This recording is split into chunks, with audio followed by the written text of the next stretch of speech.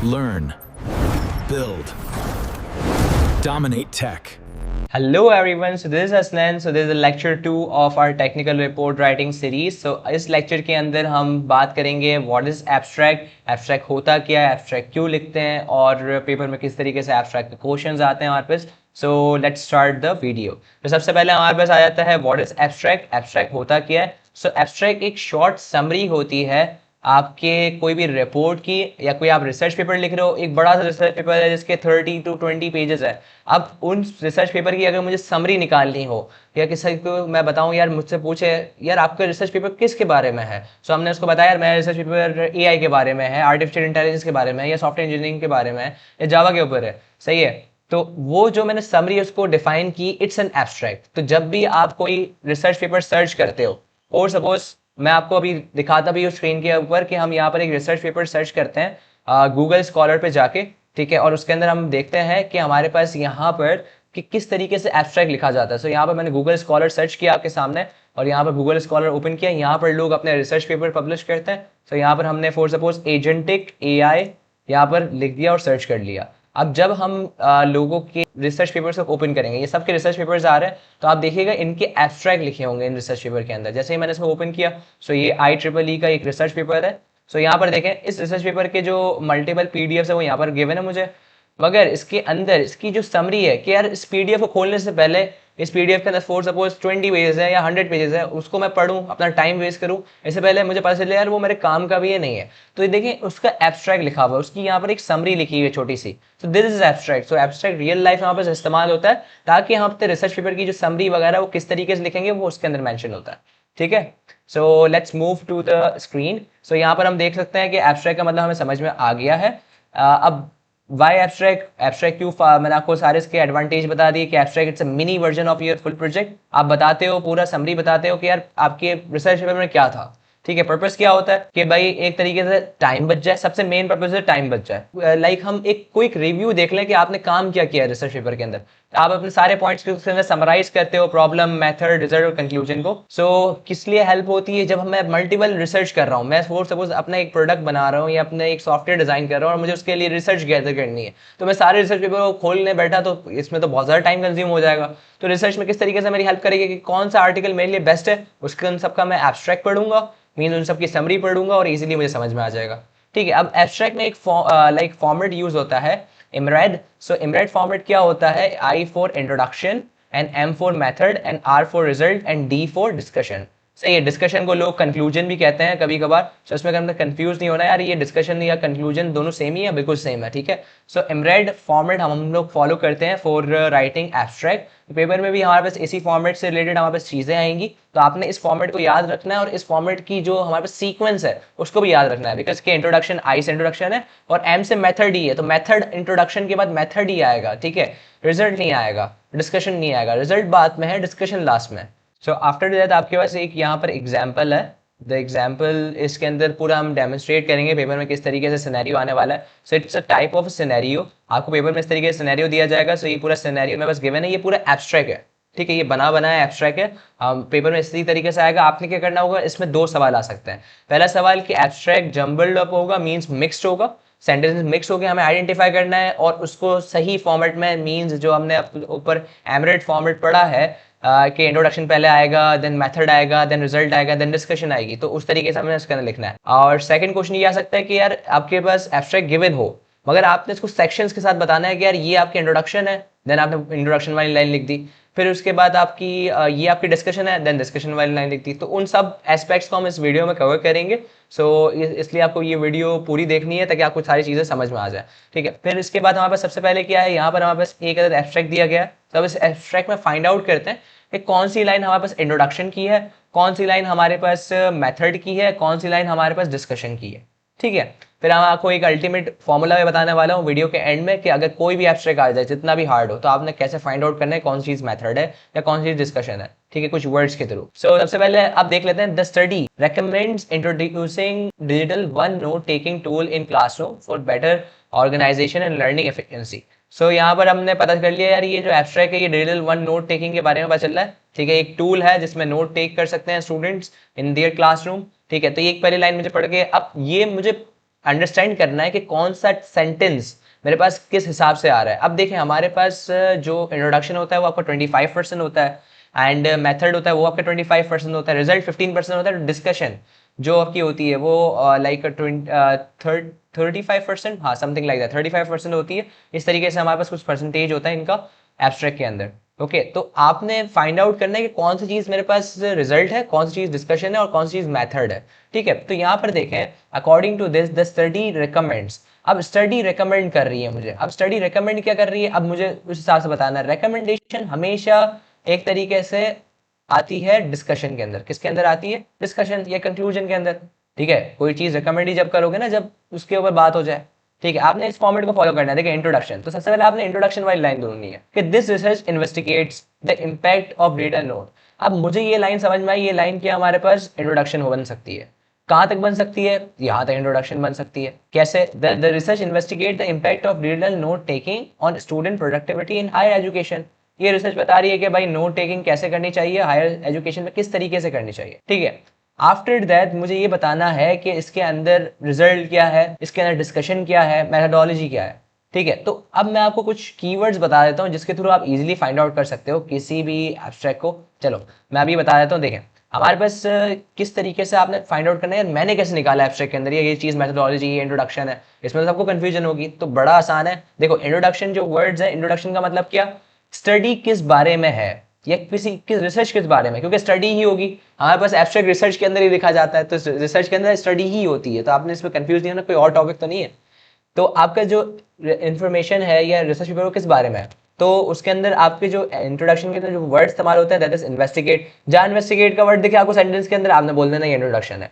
जहाँ आपको इवेल्युएट का वर्ड दिखे आपने बोला इंट्रोडक्शन है। जहाँ आपको analyze, focus on, aims to, studies का वर्ड दिखे आपने कहा ना ये इंट्रोडक्शन है।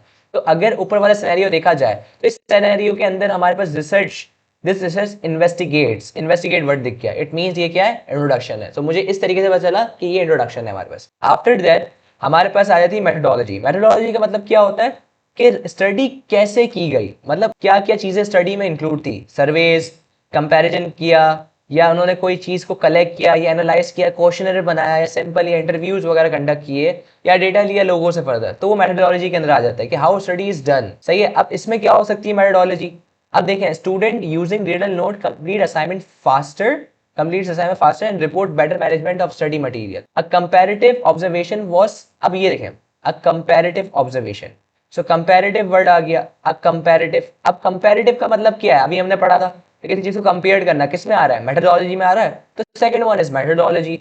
सो आपने यहाँ पर क्या करना है, पहले इस लाइन को लिख देना दिस रिसर्च इन्वेस्टिगेट, और उसके बाद आपने लिख देना स्टूडेंट यूजिंग यहाँ पर सॉरी अ कंपैरेटिव ऑब्जर्वेशन, और आपने इसको इंक्लूड कर दिया दैट इज योर मेथोडोलॉजी। तो मैं लाइन से लिखूंगा, आंसर जो मेरा होगा ना वो लाइन से होगा। अगर मुझसे कहा गया कि इस एब्स्ट्रैक्ट को, गिवन एब्स्ट्रैक्ट को रीअसेंबल करो, तो पहले मैंने इंट्रोडक्शन वाली लाइन लिख दी कंप्लीटली। ठीक है, फिर उसके बाद अ कंपैरेटिव ऑब्जर्वेशन मींस मेरी मेथोडोलॉजी वाली लाइन थी वो मैंने लिख दी।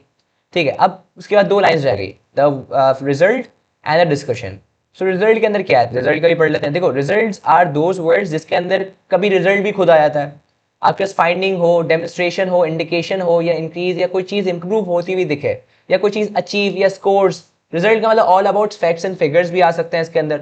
ठीक है, कि क्या आपको मिला, रिजल्ट क्या मिला। ठीक है, तो सिंपल इसकी मीनिंग ये होता है कि क्या निकला, नतीजा क्या निकला, तो रिजल्ट इसके अंदर आ जाता है। ठीक है, कि उस चीज का क्या नतीजा निकला आपके पास। तो अब इसके अंदर मेरे पास नतीजा वाला जो वर्ड है वो कहाँ से आ रहा है, मतलब मुझे फाइंड आउट करना है कि कहाँ से आ रहा है। देखो यहाँ पर ये वाली लाइन तो हमारे पास पूरी हो गई है, ये इंट्रोडक्शन की हो गई थी और ये वाली मेथोडोलॉजी की हो गई थी। ठीक है, मेथोडोलॉजी इसकी हो गई, एंड आफ्टर दैट हमारे पास यहाँ पर सो इसमें हम क्या इंक्लूड करेंगे देखते हैं। हमारे पास दो लाइंस बाकी हैं। ठीक है, the first one is this and the second one is this. So first वाली तो हो नहीं सकती बिकॉज उसमें लिखा हुआ द स्टडी रेकमेंड्स, रेकमेंड्स की बात की गई है। तो रेकमेंड का मतलब क्या होता है, कंक्लूजन है। ठीक है, तो कंक्लूजन हमारे पास डिस्कशन में आ जाती है। Student using digital tools, result क्या मिल रहा है समझे, स्टूडेंट जो इस्तेमाल कर रहे हैं digital tools like note taking apps, तो उससे हमारे पास जो रिजल्ट आ रहा है कि उससे वो ज़्यादा अच्छे से पढ़ पा रहे हैं और उनकी टाइम मैनेजमेंट या स्टडीज अच्छे से मैनेज हो पा रही है। तो ये क्या हो गया, रिजल्ट हो गया। तो उसके बाद जो मैंने रिजल्ट की लाइन लिख देनी है वो लिख देनी है कि students using digital tools complete assignment faster. ठीक है, ये आ गया हमारे पास किसके अंदर आ गया, ये आ गया हमारे पास रिजल्ट के अंदर। And after that last one is discussion. जो फर्स्ट लाइन थी मुझे पता चल रहा था एज यूजुअल, कीवर्ड्स भी मैं इसके बता देता हूँ उसके क्या होंगे डिस्कशन या कंक्लूजन के रिजल्ट, फाइंडिंग, डेमोन्स्ट्रेट, इंडिकेट, इसके जो वर्ड्स है थोड़े से सेम है मैनर में। तो रिकमेंड का वर्ड हो गया, ये ऐसे वर्ड्स हो गए। तो वर्ड्स रिजल्ट से बहुत ज़्यादा सिमिलर है, मगर इसमें ज़्यादातर एंड में हमें बताया जाता है रिकमेंडेशन या आफ्टर, इन कंक्लूजन। ठीक है, तो ये जो वर्ड्स हैं ये हमारे पास किसके अंदर आ जाते हैं, ये एक तरीके से कंक्लूजन के अंदर आते हैं, डिस्कशन के अंदर आ जाते हैं। तो डिस्कशन के अंदर आपको जो वर्ड्स मिलेंगे वो कुछ इसी तरीके से मिलेंगे। तो उसके बाद आपने क्या कर देना, आपने बता देना ये आपका, तो ये कंप्लीट आपका एब्स्ट्रैक्ट है। तो इस तरीके से आप एब्स्ट्रैक्ट लिख सकते हैं पेपर के अंदर। और जो दूसरा एस्पेक्ट है एब्स्ट्रैक्ट आने का, वो कैसे होगा कि आपके पास एब्स्ट्रैक्ट 2 देख लेते हैं हम। इसका मैंने कुछ और भी सिनेरियोज निकाले हुए हैं, उसके अंदर से आप कोशिश करें इसको फाइंड आउट करने की। तो यहाँ पे वीडियो को पॉज करें, ठीक है, और आंसर को देखे बगैर आप इस एब्स्ट्रैक्ट का आंसर लिखने की कोशिश करें। मतलब इसको एमरिड मींस इंट्रोडक्शन, मेथोडोलॉजी, रिजल्ट और डिस्कशन वाले फॉर्मेट में लिखने की कोशिश करें। ये जंबल्ड अप है, सही है, मिक्स हुआ हुआ है। अब आपने इसको पहचानना है। तो वीडियो को पॉज करें और आंसर लिखें इसका। अब हम इसका आंसर लिखते हैं कि इसके अंदर क्या होने वाला है। So these findings suggest that flexible work schedules can improve employee satisfaction and performance. So कुछ फाइंडिंग्स हैं वो सजेस्ट करती हैं कि फ्लेक्सिबल वर्क शेड्यूल्स एम्प्लॉय के लिए अच्छा काम करने का वक्त कौन सा है। Data was collected from 16 employees workers through questionnaires and weekly productivity records. सही है, employee will flexible timing reported lower stress and complete task more efficiently. The study evaluates the effectiveness of flexible working hours in corporate office. So देखें, मैंने जो आपको word बताया था, this study evaluates। अब introduction कहाँ ढूंढना है, ये evaluates के वर्ड से मुझे पता चल गया यार कि ये हमारे पास क्या इंट्रोडक्शन है। अब ये जो वर्ड्स है ना, बस इसको एक बार रीड कर लेना, अगर आपके ये जहन में बैठ गए तो आप इजीली बता सकते हैं। तो ये हमारे पास आ गया, this study evaluates the effectiveness of flexible working hours in corporate life. So ये क्या हो गया हमारे पास, ये इंट्रोडक्शन वाला पार्ट हो गया, सही है। अब आफ्टर डेथ इंट्रोडक्शन के बाद क्या आता है, मेथोडोलॉजी। मेथोडोलॉजी मैंने आपको बताया था, क्वेश्चनियर्स होते हैं हमारे पास, इंटरव्यूज होते हैं, सर्वेज होते हैं। इसमें तो सामने लिखा हुआ है किस क्या लिया गया, data was collected from 16 office workers through questionnaires. आ गया क्वेश्चनियर्स, ये वीकली प्रोडक्टिव रिकॉर्ड। सो इससे मुझे पता चल गया ये क्या चीज़ है, ये हमारे पास आ गई मेथोडोलॉजी। अब लास्ट में दो चीज़ें बची, रिजल्ट और डिस्कशन। अब रिजल्ट में क्या होता है, रिजल्ट में हमारे पास बताया जाता है कि क्या मतलब क्या उसके फायदे हुए हैं या क्या हासिल हुआ। तो दिख रहा है यार साफ साफ इसमें तो कुछ हासिल होने की बात हो नहीं रही फर्स्ट लाइन में। खास जो हमारे पास सेकंड लाइन है कि एम्प्लॉयज विद फ्लेक्सिबल टाइमिंग, अगर उनकी फ्लेक्सिबल टाइमिंग है तो स्ट्रेस कम है उनका, ठीक है, और टास्क अच्छे से कंप्लीट कर पा रहे हैं। तो व्हाट इज दिस, ये हमारे पास आ गया हमारा रिजल्ट। एंड लास्ट वन जो बचा वो डिस्कशन हो गया, बिकॉज वो सजेस्ट कर रहा है, इन कंक्लूजन कर रहा है, तो वो उसमें डिस्कशन में आ गया, ठीक है। तो ये देखें अरेंज हमारे पास एब्स्ट्रैक्ट लिखा वो कुछ इसी तरीके से, this study evaluates the effectiveness of flexible working hours. First हमारी लाइन आ गई इंट्रोडक्शन वाली, data was collected from 60 workers. So ये हमारे पास आ गया like methodology. And after that employees with flexible timing, ये आ गया हमारे पास रिजल्ट, सही है। और लास्ट में हमारे पास सजेशन जो था वो क्या आ गया हमारा, कंक्लूजन या डिस्कशन, ठीक है। सो ये हमारे पास कुछ एब्स्ट्रैक्ट था, एब्स्ट्रैक्ट नंबर 2। अब जो दूसरा एस्पेक्ट है सवाल आने का वो ये है कि आपका पॉइंट्स लाइक ABCD में आपको लाइंस दे सकती है मिस, ठीक है, और उसके अंदर से आपको मिक्स होंगे, सब में एब्स्ट्रैक्ट दिया जाएगा, बस आपको उसके अंदर एक तरीके से ना मिक्स होगा, उसको आपने उस फॉर्मेट, जो फॉर्मेट मैंने आपको बताया था एमरिड फॉर्मेट, इंट्रोडक्शन मेथोडोलॉजी वाला, उस फॉर्मेट के अंदर लिखना है, सही है। अब जैसे यहाँ पर क्या लिखा हुआ है, हमारे पास ABCD करके लाइंस दी हुई है और कुछ एब्स्ट्रैक्ट लिखा हुआ है, ठीक है। तो the finding shows that students who exercise regularly had lower stress level. अब यहाँ से पता चल गया लोअर स्ट्रेस लेवल, ये रिजल्ट होगा हमारे पास, पहली लाइन पढ़ के पता चल गया। दिस स्टडी इन्वेस्टिगेट, अच्छा ये इंट्रोडक्शन है, इन्वेस्टिगेट का वर्ड आ गया। तो बहुत जल्दी, अब मैंने इतनी जल्दी कैसे फाइंड आउट किया, बिकॉज मुझे वो वर्ड्स मेरे जहन में। अ सर्वे वाज कंडक्टेड, ये क्या है, मेथोडोलॉजी है।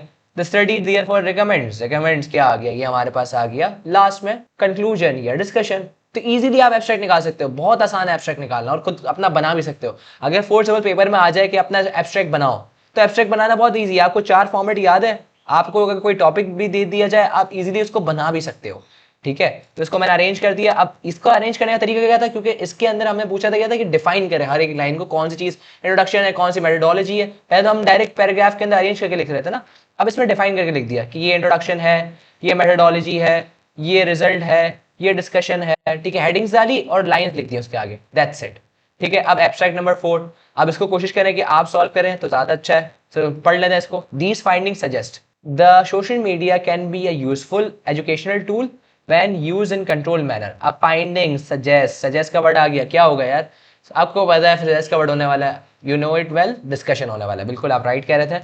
तो students who use social media, जो सोशल मीडिया इस्तेमाल करते हैं, तो क्या दिख रहा है उससे, क्या मतलब उनकी क्या एबिलिटी इंक्रीज हो रही है, पार्टिसिपेशन ज़्यादा इंक्रीज हो रही है, कोलैबोरेशन इंक्रीज हो रही है। सो आप जानते हैं इसका आंसर क्या होगा, सोचे सोचे। बिल्कुल, आप बिल्कुल राइट कह रहे हैं। इसका आंसर हमारे पास जो होने वाला है दैट इज मेथडोलॉजी। नहीं, मेथडोलॉजी होगी, नहीं, रिजल्ट होगा, रिजल्ट होगा, ठीक है, रिजल्ट होगा इसका आंसर। बिकॉज क्या क्या उसको फायदे मिल रहे हैं। फिर उसके बाद हमारे पास आफ्टर दैट दिस रिसर्च एग्जामाइंस। अब एग्जामाइन का वर्ड आ गया, इवैल्यूएट का वर्ड आ गया, इन्वेस्टिगेट का वर्ड आ गया, यू नो इट वेल। ये क्या है हमारे पास, इंट्रोडक्शन। एंड आफ्टर दैट हमारे पास है 2 groups of under graduate students were observe over a 6-week semester period. So observe किया गया, ये वर्ड किसमें आ गया, मेथडोलॉजी में आ गया। बस हमने इंट्रोडक्शन में वो लाइन लिख दी, मेथडोलॉजी में ये लाइन लिख दी, रिजल्ट में ये लाइन लिख दी, एंड डिस्कशन में ये लाइन लिख दी, that's it. So this is the complete overview about abstract. Abstract क्या होते हैं, किस तरीके से एब्स्ट्रैक्ट लिखे जाते हैं। So if you like this video, so इसको शेयर करो अपने दोस्तों के साथ, एंड जब तक के लिए नॉलेज को कैश करो, and I will catch you in the next one.